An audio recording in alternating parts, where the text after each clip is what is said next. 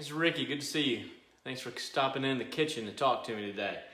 It was a good Bible study today. Sermon, I thought. Good worship service. We had a few people there. I don't know if you could tell.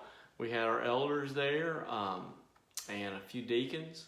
Just kind of checking things out. Everybody had their masks on. We were all trying to stay safe. But all in all, it was a good service, I think. So let me talk just a little bit. Rebecca, hey, I'm going to get to your questions in just a minute. Thank you for sending me some. It's just me and you right now, if you want to ask one. I want to talk a little bit about today's sermon, just a few things about it. One is why I chose this particular topic. And, well, it's like this. Hey, Sarah Faber. When Isaac, my youngest, came home from kindergarten, his very first day of school, he was all long in the face and a little bit pouty, and hey, TK Margo. And they, and we looked at him and said, "So what's wrong?" And he just kind of looked at us and went, "Dad, I'm tired of being commanded." Isn't that funny? I feel that way. He got that from me. He is probably the child that's the most like me. And I definitely feel that tiredness of being commanded.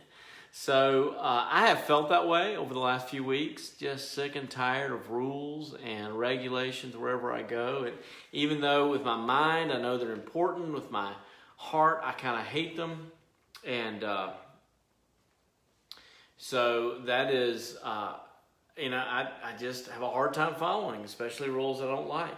So I thought I needed that sermon today. That's basically what was going on. I needed that sermon. I needed to be reminded that sometimes you obey because the Lord is the Lord and you're not. And I needed to be reminded that sometimes you obey because you trust Him. Even when you don't see Him, when it doesn't make sense to you, you trust that He's wise, He knows how you function. You trust that you trust that He is all-knowing, He's kind, He loves you, and therefore you can rely upon Him. You can follow Him even when He doesn't make sense to you. So anyway, I just felt like I needed that. You know, it was time of year for an Old Testament series, so we'll be doing the Ten Commandments and using Old Testament illustrations. But that's why I chose the Ten Commandments, particularly because I just felt like I needed it. And basically, I just kind of preach to myself, like, what do I need? I need this. So I'm assuming y'all probably need it too. So I hope it'll help. Let's see who joined us now real quick. Let me kind of scroll through. Debbie, I'm glad you liked the sermon. That's super encouraging. Thank you. Libby Logan, good to see you from Cleveland, Mississippi. Josh, I'll get to your question in just a second. I got a couple in front of you already. Nancy Gobin, good to see you. Joseph Tyree, man, but you're enjoying chasing those storms. Elisha Blades, wow, it's good to see you. I haven't seen you in a long time. Josh, Amanda, I thought you were going to be there today. I looked for you. You weren't there. Made me sad. Hey, Joni. Hey, Shannon Stitt, miss you. It's good to see you. Josh, let's see. Scott Brown from Phoenix, Arizona. Man, last time I was together with Scott Brown, we had a big time. That was good times. All right. Not too much, Scotty. What's up with you, bub? I'm hoping to come back out your way this summer. I hope so really badly. All right, let's dig into a couple questions, and then we'll see if you'll have any more to add. And if not, we might make this an early night. What do you think? So I got two questions emailed to me, and I thought those were interesting. One, first question, I'm talking about the law, and I got to ask this question, well, why don't we still follow the whole law? What's the deal there? It seems like, Jesus says if anyone relaxes the law, he'll be called least of all those in the kingdom of heaven. And then the Apostle Paul seems to be relaxing the law. Like, what's going on with all that? And so that's a great question. Let me explain that to you. So typically, historically, what we do is we break down the law into three parts. There's the moral law. That's what we're talking about today. The moral law is foundational to who we are as humans. It's written into the very code of who we are. and it will always abide. It will abide all the way into heaven, all the way into eternity, because it's how we are made. So when Jesus says, you can summarize the entire law with loving your neighbor, love your Lord your God with all your heart, soul, strength, and mind, and love your neighbor as yourself. You could look at him and say, well, how do I do that though, Jesus? And he would say, follow these laws. These are the laws of love. Honor your father and mother. Don't steal. You can't steal from somebody you love. Don't kill. You can't kill somebody you love, right? So all these are just kind of the definitions. They're the negatives of that positive command to love. And the same with loving the Lord. If you can't love the Lord and worship anything more than him. You can't love the Lord and use his name vainly. You can't love the Lord and ignore what he asks of you. So that's the moral law. That's the Ten Commandments.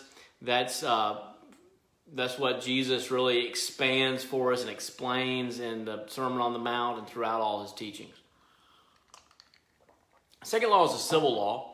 The civil law was given for the theocracy of Israel in the Old Testament. And it's really cataloged for us in Deuteronomy and some in Leviticus. And it's not binding on us anymore because we don't live in God's theocracy anymore. So we don't stone people for false religion. But what we do is we use that law. That law is a very wise law, and it's based on God's character.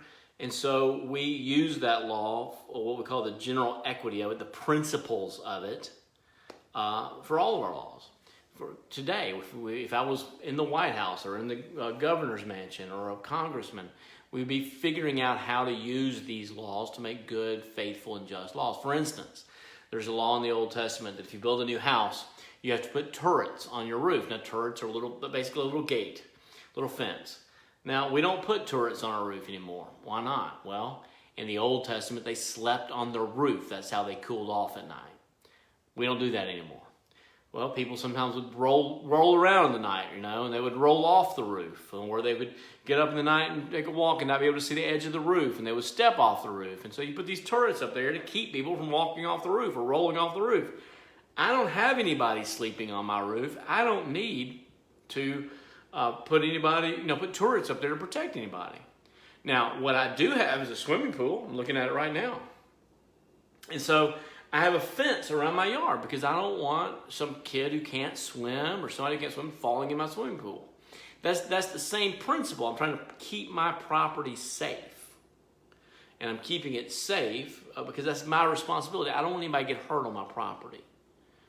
That's honestly the basis for why, like in Oklahoma, you have to go around cleaning up oil wells right now, right? Because people didn't keep their area safe. They didn't take responsibility for what they should have taken responsibility for. So that's what we do with the Old Testament laws. We don't really care too much about whether or not your ox goads people and that kind of thing.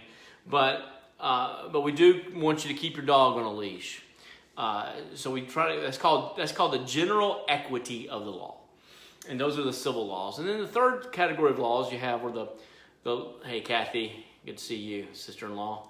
The third category of laws are the ceremonial laws, or the laws of cleanliness. If you touch anything that's dead or bleeding, and all kinds of ways you could be unclean, and the sacrifices you had to make to get clean again if you're not. And with those kind of laws, what we say is that those laws have not been set aside. They've been fulfilled. They've been fulfilled in Jesus. Jesus says, not a jot or a tittle of this law will pass away until all is fulfilled. He was the ultimate sacrifice that made us clean.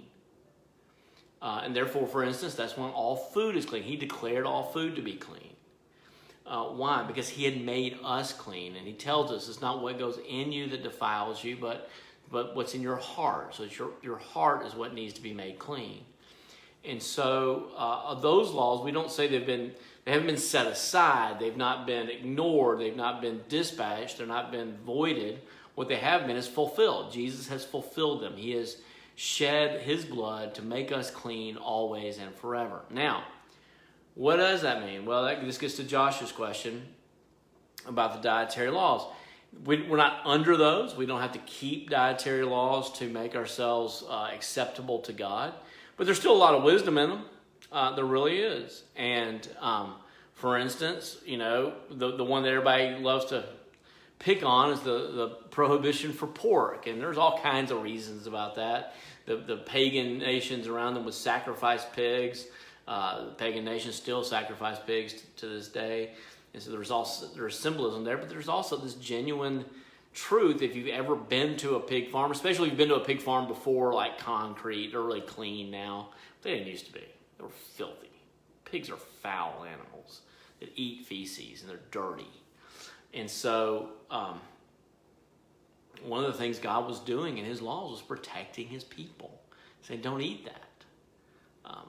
You'll get sick, and you'll pass that sickness on. As a matter of fact, just a few years ago, before it was the coronavirus, what was going around killing people? It was the swine flu. It came from unclean animals, unclean pigs. Like I said, in America, the pig farms are much, much cleaner now, but in other countries, they're not. So pigs are filthy animals, and so that's what the Lord's trying to protect us from. Now, Josh wants to take this question a step further. He says, if God makes us and knows how we function, and he made hundreds of Old Testament laws to protect us, why did he abrogate those laws and fulfill them in Christ? Why wouldn't food laws and purity laws remain in effect? Well, because he wants us to know that he's declared us clean. And I guess I went on and answered that. Jesus says very clearly, it's not what goes in you that makes you dirty, but it's what's in your heart that makes you dirty. So it comes out of you that defiles you. And so he was kind of bringing us to a new level of spirituality, which is kind of what part of the progress of the Bible. The Old Testament is very external, and it moves further and further internal and about motives and hearts as we move into the new. But the Old Testament is still wise. I mean, honestly, if someone wanted to say that they wanted to become a vegetarian or go kosher just for health reasons, I'd say that's probably a healthy thing to do. But I'm not giving up bacon. So that's just me. Hope that answered your question, Josh. If not, don't let me off easy. Jump in. Let me scroll back down. Kendall, hey, good to see you, buddy. Now I got another question from Rebecca, and I'm not showing you my calves. You have to come for a walk with me to do that. Rebecca asked this question. It's not really about the sermon today. If you have more questions about the sermon, I would love to answer those. Please put those in the comments. If I see them, I will answer them the best I can. But until then, let me answer the question I've got here. She says, how do I see the role of introverted folks in the church? So much of church is inherently social. I find myself exhausted by a lot of it. It seems to energize more extroverted friends of mine. Do I see places where more introverted people can be involved and serve? I certainly do. I think, I believe, no shock, I believe the Bible, right? Romans 12 and 1 Corinthians 14 tell us very clearly that every person has different gifts. We're blessed that we're not all the same. I'm so thankful that there's not more people like me. I don't know what we would do with more impetuous loudmouths. We got just the right number in the church, maybe one too many. Any room I'm in has one too many. But we need all kinds of people working together, using their gifts and blessing the church. So, for instance, we have a very, very introverted person in our nursery. She's been running it for 15 years now and doing just a tremendous job. She was on this video or watching, I don't know if she still is or not. If I were to bring her out and put her on the stage, she would probably just implode and crumple. I mean, she doesn't like public attention at all. I'm not even going to say her name, even though you all know who I'm talking about. But she's just done a tremendous job, right? And you know that the nursery is safe and is a blessed place for your kids, and it's always, there's always teachers there. There's always plenty of staff, and it's clean and it's taken care of, and part of the reason why she is so good at her job is because she's introverted. She's not tempted to walk out in that lobby and go around talking to everybody and completely forget about the 40 children she's in charge of. She's not tempted to do that at all. And that's good. We're glad for that. So there's all kinds of, places for people. I mean, some of my most introverted people have done the best ministry, because the best ministry is not necessarily being out in the lobby, being loud, welcoming people, but it's walking into the sanctuary and looking around and realizing there's somebody sitting by themselves and they look lonely, and just kind of quietly sitting next to them and maybe having a conversation, maybe not, but just letting some quiet person know they're not alone. I see you. That has been just historically just really a tremendous ministry. One of the things I am noticing as a result of the coronavirus is that a lot of the people we were really concerned about, like our more introverted or anxious people who struggle with anxiety, seem to be doing really well and flourishing. And I think part of that is because a lot of the anxiety that my friends struggle with is social anxiety, and so not having to be out in public has really been a blessing to them. I think also one of the things that has been a huge deal is introverts are exhausted from their jobs, and the amount of social interaction their jobs demand of them. And so honestly, they've been blessed by just the simple time to rest. So, not only are there different gifts, different jobs for different gifts, there are different seasons for different gifts.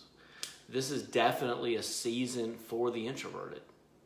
It is not a season for extroverts. I did not realize how extroverted I am until this season. And I know that because I'm missing people so terribly. But yeah, there's tons of gifts for introverts in the church. As a matter of fact, I would say most of your most gifted pastors are introverts. I have many friends in the ministry, but the one that I would say is the best preacher is probably the most introverted. And I know he's the one that we all go and listen to. So I don't know I hope that answers your question, Rebecca. There's a lot of great places to do ministry. All right, let me see. I got another question here from Kendall Eschbach. My dad passed away 13 years ago. I grew up very distant from him due to parents' divorce when I was an infant. I'm not sure he was a Christian. It makes me sad. Will I be looking for my dad or sad when I pass from this life? I don't know, Kendall. I don't know. I think there's a tendency to want to project and answer questions that we don't know, and I don't know the answer to that one. I will say this. God says, I take no pleasure in the destruction of the wicked. So he's not even happy about the fact that there are people who reject him and reject him eternally. I know that you will have the comfort of being with Jesus, and he will be enough for you. And I know all those scars in your heart from not being able to grow up, having a father look at you and tell you how much he loves you and how proud he is of you and encouraging you every day, all those scars will be healed. And in a lot of the same way that there's no real husbands or wives in heaven because Jesus is our wife, Jesus is our husband. There's no fathers or mothers in heaven because Jesus is our father and Jesus is our mother. He is all those relationships that we need. And so, we're going to be so different. It's hard for us to imagine living life without the needs, the emotional needs that we have today. But I think, it seems like people in heaven are aware of people on earth. I'm sure you'll still be aware. But what I know for sure is if you are sad, I'm assuming that you will be. If you are sad, Jesus is going to be there wiping those tears away too. And he's going to comfort you. And that comfort's going to be very real and very thorough and very complete. And you'll be comforted. So, good question. All right, guys. I think that is about all the questions I have for today. If you have one, write it in before I close this out. It's been about 20 minutes, so that's about as long as we usually go. We have not yet made a decision about opening up church to the public yet. We might do that next Sunday, so just be kind of watching for emails and watching us on Facebook, and we'll make that clear. I do want to say that very clear. I want to say one thing very clearly. When we open up, it's going to be to a limited number of seats. And so we're going to ask you, and, don't test me on this. You know, if you show up at church, I'm going to let you in. Everybody knows that. I'm not going to kick you out. So, but that being said, please, if you plan to come to church, pre-register. We'll make that link very clear to you. And we'll do that. All right, looks like I got another question. Tammy Redden is here with us, y'all, today, and Tammy Redden has had a birthday today. Tammy Redden Matlock, I'm so sorry. Tammy Matlock is with us today. I'm sorry, I knew her as Tammy Redden 40 years ago. And so it's her birthday today. Everybody wish her a happy birthday. There will definitely not be child care whenever we start worship back. And we'll make all that clear. So let me be as precise as I can. I don't know when we're going to have church again open to the public. When we do, there won't be child care. When we do, please pre-register on whatever link we send out. So we'll have enough seats set out and we don't have too many people show up. Because we are going to do our best to keep you safe. I do not want church to be a place where sickness is passed on. All right, looks like there's another question here from Josh Bowman. I'm going to take a swing at that before I close out. When talking about God's laws, it seems like there's a hard balance to strike. Come on, I'm trying to hit this see more button and I can't get it. Do y'all ever have this? Oh, there it goes. Thank you. Between commending God's laws to each other because they're good and commending them to each other just because He's God, it's His prerogative. How do you discern when to use each approach? If someone's chafing under God's rules, we just need to talk to them about Jesus. The question is, how do you discern how to talk to somebody who is chafing under God's rules? And some of that's a matter of wisdom, and sometimes we just mess that up completely. I've messed it up 1,000,000 times. But this is the deal. There's two kinds of people out there who are in sin. We're all sinning at some level. There are those who are genuinely ignorant and who are tender-hearted and who all they need is to know that you care about them, and that's going to turn them back to Jesus, and they're going to want to turn away from their sin. And then there are those who are they don't care. They just want whatever that sinful thing out there is, they're going after it, and they don't care. And there is nothing you could possibly say to turn them around. And so some of those cases, what we need to do is we just need to tell them we love them. And we'll be here when they come back. A friend of mine a few years ago was telling me about his son who rebelled. And he knew there was nothing he could tell his son to keep him from rebelling. And so he just said, look, buddy, I love you. I know that you're about to go out and make some terrible mistakes. And I want you to know that I'll be here when you get back. Other times we have to bring the stick and say, look, that's part of my job, right? Sometimes I have to go to people and say, if you're going to continue to live that way, you can't take communion. I'm sorry, but you can't. Taking communion is a symbol that you're united with Christ. And you're not united with Christ, or you wouldn't be living the way you're living right now. I'm sorry. That makes me terribly sad. So, it's hard, but Josh, what I want you to understand is saying anything's better than saying nothing. Saying the wrong thing is better than saying nothing. Sometimes you just got to go out there and talk kind of for the same reason. I buy one lottery ticket a year. If the Lord wants me to be rich, I'm going to give Him a chance. If He wants something to bless, I'm going to give Him something to bless. So I'm going to try. I'm just going to try. And that person's going to know that I cared enough to try. And sometimes that's just the best you can do. But yeah, it's hard. I don't think it's a fearful balance. Both are true. We should follow God's law because He's God. We should also follow God's law because it's going to destroy us when we don't. Both are true. You don't have to be afraid of which one to say. But the more you talk about Jesus, and the sacrifice that he made for us and the love that he has for us, the more people are going to have their hearts melted and softened and want to obey. So, all right, I think I'm about done. No, Kendall, you won't know your wife as your wife. You'll know her, but you won't know her as your wife. I don't know exactly what that means. We'll find out. Love you guys. Hope this was helpful. It'll all be on here if you didn't get to see it from the beginning. Everybody pray for Bill Boyd this week. He's got a big surgery. I love you, Bill. Big surgery Tuesday morning. So I'm trying to remember. And everybody be praying for Sean Mays, who lost his mother. She passed away last night. So those are two things for you to be praying for as we try to maintain our brotherhood and community and love for each other through the internet until the Lord gives us a vaccine.